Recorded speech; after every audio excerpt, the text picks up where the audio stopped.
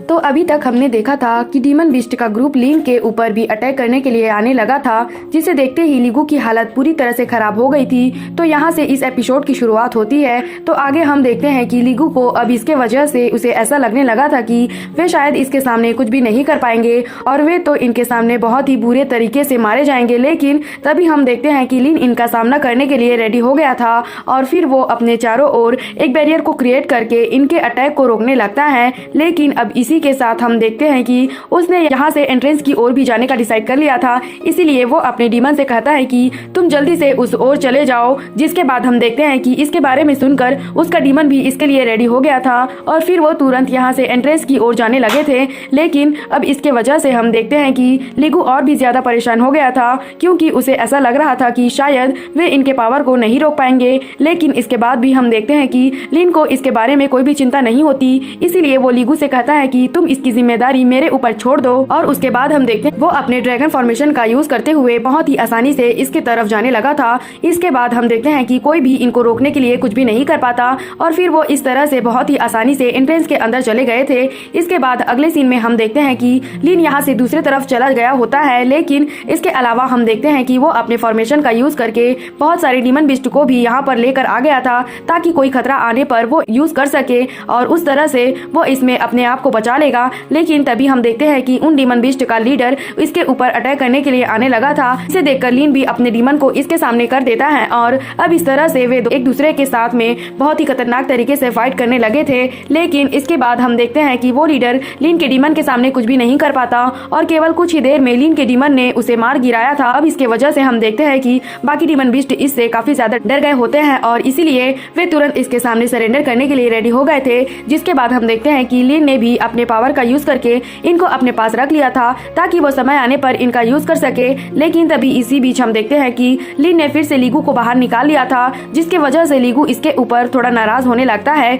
लेकिन तभी लीन उससे कहता है कि अब यहाँ पर तुम्हें मुझे प्रोटेक्ट करना होगा। जिसके बाद हम देखते हैं कि इसके बारे में सुनकर लीगू भी तुरंत इसके लिए रेडी हो गया था और फिर वो लीन से कहता है कि मास्टर आप इसकी जिम्मेदारी मेरे ऊपर छोड़ दीजिए। तभी लीन कहने लगता है कि अब तो मंगतुओजी के बैग के ऊपर कोई भी सील नहीं लगा है, जिसका सीधा मतलब है कि वो अब तक मर चुका होगा। इसके बाद हम देखते हैं कि वो इसे चेक करने के लिए ओपन करता है, जहां पर कि वो बेस्ट क्वालिटी वाले स्पिरिचुअल स्टोन को देखकर हैरान हो गया था, क्योंकि ऐसे क्वालिटी वाले स्पिरिचुअल स्टोन का मिलना बहुत ही रेयर है। तभी इसी बीच हम देखते हैं कि उसकी नजर टूटे हुए टाइपोड के ऊपर जाती है, जिसके बाद उसने केवल इसे छोड़कर बाकी सभी आइटम को अंदर रख लिया था। फिर हमें पता चलता है कि यह टाइपोड तो असल में लेवल 3 वाले कल्टीवेटर का एक नेशनल ट्रेजर है, जिसे की मेडिसिन किंग टाइपोड के नाम से जाना जाता है। लेकिन असल में मंगतुओजी ने इसे पाने के लिए अपने ही मास्टर को मार दिया था और फिर वो इसे अपने डेस्टिनी के मैजिक वेपन के रूप में यूज करने लगा था। इसके अलावा हमें पता चलता है कि इसे बॉडी फायर के साथ में कई हजारों सालों तक रिफाइन किया गया था, जिसके बाद से वो रिफाइन होकर पॉइजन किंग टाइपोड बन गया था और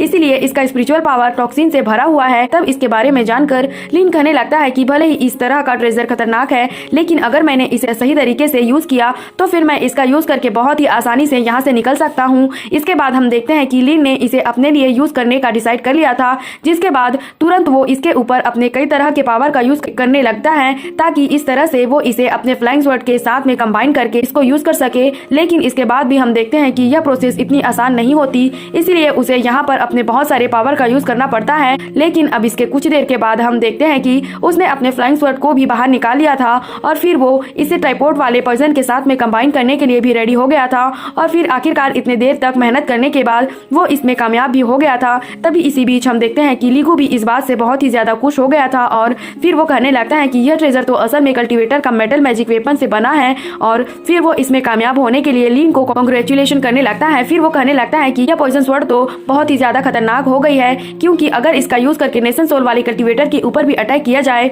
तो फिर वो इसके अटैक से बचने के लिए कुछ भी नहीं कर पाएगा। तभी हम देखते हैं कि लीन ने इस स्वॉर्ड को अंदर रख लिया था और फिर वो अपने डीमन बिस्ट को बाहर निकाल लेता है, जहाँ पर हम देखते हैं कि बहुत सारे छोटे वाले बिस्ट इसकी सेवा में लगे हुए थे और इसीलिए वो यहाँ पर बहुत ही आराम से मजे कर रहा था। लेकिन तभी हम देखते हैं लीगू को इस बात से जलन होने लगी थी, इसीलिए वो उससे कहने लगता है कि अगर तुम्हारे पास में इतने सबॉर्डिनेट है तो इसमें बड़ी बात क्या है, क्योंकि आने वाले समय में मुझे भी फॉलो करने वाले बहुत सारे लोग होंगे। लेकिन वही दूसरी तरफ हम देखते हैं कि लीन इनके ऐसी बातों के ऊपर ध्यान नहीं दे रहा था, क्योंकि अब वो यहाँ से आगे जाने के लिए रेडी हो गया। इसलिए वो इनसे कहता है कि तुम यहाँ पर चारों तरफ जाकर इस जगह को एक्सप्लोर करो। जिसके बाद हम देखते हैं कि इसके बारे में सुनकर वे सभी तुरंत इसके लिए चले गए होते हैं। तभी इसी बीच हम देखते हैं कि इसकी नजर यहाँ के एक मैसेज के ऊपर जाती है जिसमें लिखा हुआ था कि यहाँ के ब्रिज से वापस लौटने का कोई भी रास्ता नहीं है। जिसके बाद हम देखते हैं कि इसके बारे में जानकर लिन भी इस बात से हैरान हो गया था, क्योंकि उस मैसेज में साफ लिखा हुआ था कि अगर तुम यहाँ पर जा रहे हो तो इसके बारे में सोच लेना। तब इस पर लिन कहने लगता है कि आखिरकार यहाँ पर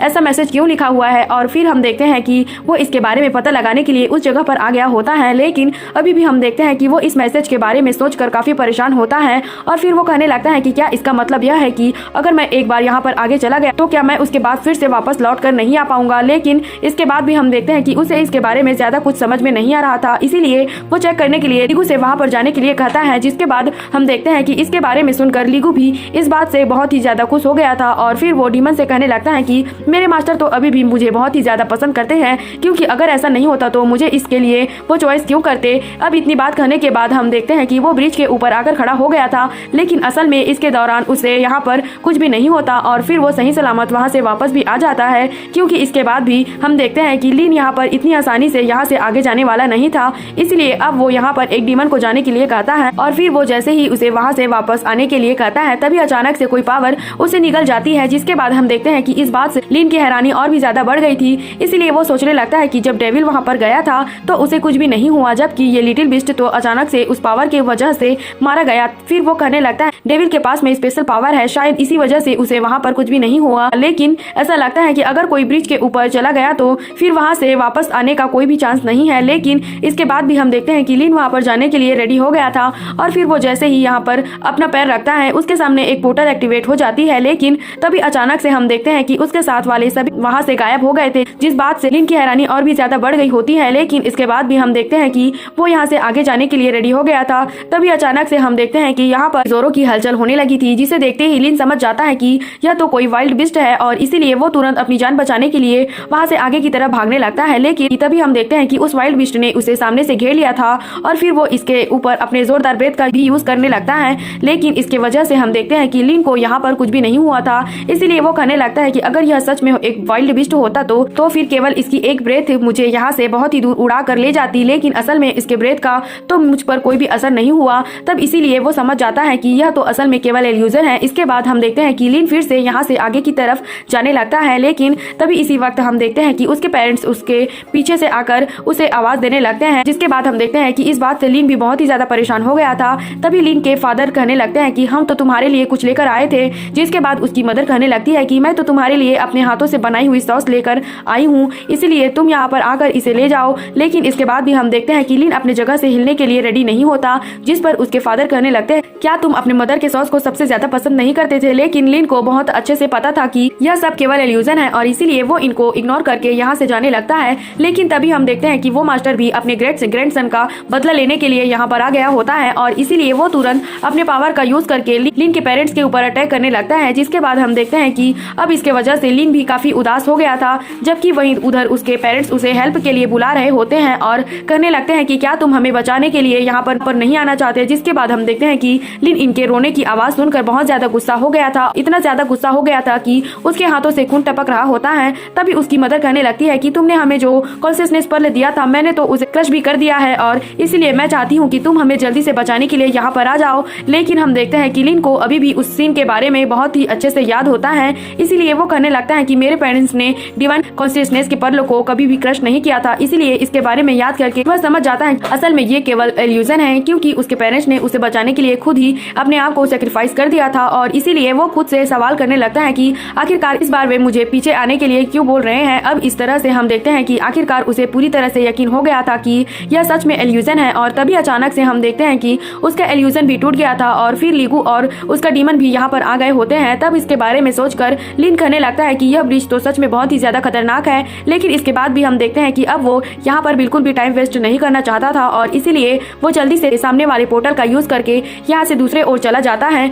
इसके बाद अगले सीन में हम देखते हैं कि वह फिर से एक दूसरे जगह पर आ गया होता है, लेकिन वो यहाँ पर आगे बढ़ने से पहले अपने पावर का यूज करके इसके बारे में चेक करता है, और इसीलिए जब उसे एक जगह पर डाउट होता है तो वो वहाँ पर चेक करने के लिए कुछ डीमन को भेजता है। जिसके बाद हम देखते हैं कि वे डीमन जैसे ही उस जगह को चेक करने के लिए वहाँ पर जाते हैं, तभी अचानक से वहाँ पर एक फॉर्मेशन एक्टिवेट हो गया होता है, जिसे देखकर लिन भी इस बात से पूरी तरह से हैरान हो जाता है। अब इसके वजह से उसे समझ में आ गया था कि यह तो असल में फॉरबिडन है, जिसका मतलब है कि कोई भी यहाँ से जाने के लिए अलाउ नहीं है और जो कोई भी आगे जाने की कोशिश करेगा वो मारा जाएगा। अब इसके वजह से हम देखते हैं कि लिन यहाँ पर बहुत ही ज्यादा परेशान हो गया था और फिर वो यहाँ से दूसरे रास्ते के बारे में चेक करने के लिए फिर से कुछ और डीमन को भेजता है। लेकिन तभी हमें पता चलता है कि वहाँ पर भी एक फॉर्मेशन लगा हुआ था और उसके वजह से वे सारे डीमन भी फिर से मारे जाते हैं। इसके बाद हम देखते हैं कि लिन को भी इसके बारे में अच्छे से समझ आ गया था और फिर वो समझ जाता है कि यहाँ पर तो एक भी कदम बढ़ाना मना है। लेकिन इसके बाद भी हम देखते हैं कि वो यहाँ पर इतनी आसानी से हार मानने वाला नहीं होता और फिर वो कहने लगता है कि अगर मुझे इसके सेकंड लेवल को पास करना है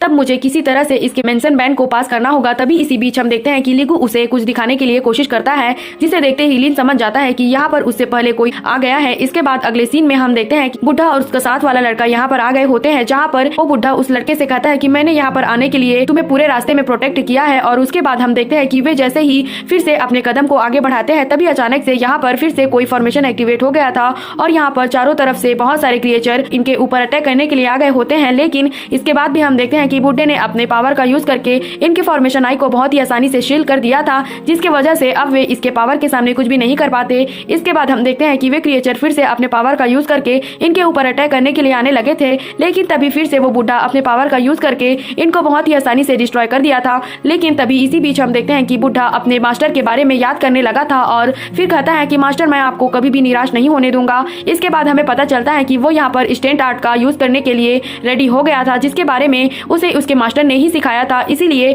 हम देखते हैं कि उसका मास्टर एक आदमी को जैसे ही उसके नीचे भेजता है तब उसकी पावर उस आदमी को बहुत ही आसानी से केवल एक ही झटके में मार देती है। इसके बाद वो इसके बारे में बताने लगता है कि यह सेकंड लेवल वाला बैन है और इसीलिए यह पूरा माउंटेन ही फॉरबिडन है। तब इसके बारे में सुनकर बुड्ढा अपने मास्टर से कहता है कि यह तो बिल्कुल भी फॉर्मेशन के जैसे दिखाई दे रहा है। जिसके बाद उसका मास्टर उससे कहने लगता है कि तुमने इसके बारे में बिल्कुल सही कहा, क्योंकि रिस्ट्रिक्शन भी एक तरह का फॉर्मेशन ही है, लेकिन इसमें अलग बात यह है कि यह ज्यादा फ्लेक्सिबल होता है। इसीलिए तुम बहुत ही आसानी से कल्टीवेटर के आइडिया को फॉलो कर सकते हो और उसे तुम अपने हिसाब से बहुत ही आसानी से चेंज कर पाओगे। लेकिन इसी के साथ वो कहने लगता है कि ग्रेट सुपर नेचुरल पावर वाले आदमी के पास में थॉट होती है, इसीलिए तुम बहुत ही आसानी से बैन को सेटअप कर सकते हो। इसीलिए सोल अगर इमोर्टल है तो वह बैन हमेशा के लिए जारी रहेगा। फिर वो आगे कहता है कि बैन को तोड़ने का सबसे आसान रास्ता है उसे जबरदस्ती तोड़ना, लेकिन असल में ऐसा करने के लिए तुम्हारे पास में बहुत ही स्ट्रॉन्ग कल्टीवेशन होनी चाहिए, क्योंकि कल्टीवेशन जितनी ज्यादा हाई होगी रिस्ट्रिक्शन भी उतना ज्यादा हाई होगा। इसके बाद हम देखते हैं कि वो इस बैन को तोड़ने के लिए दूसरे तरीके के बारे में भी बताने लगा था, जिसके लिए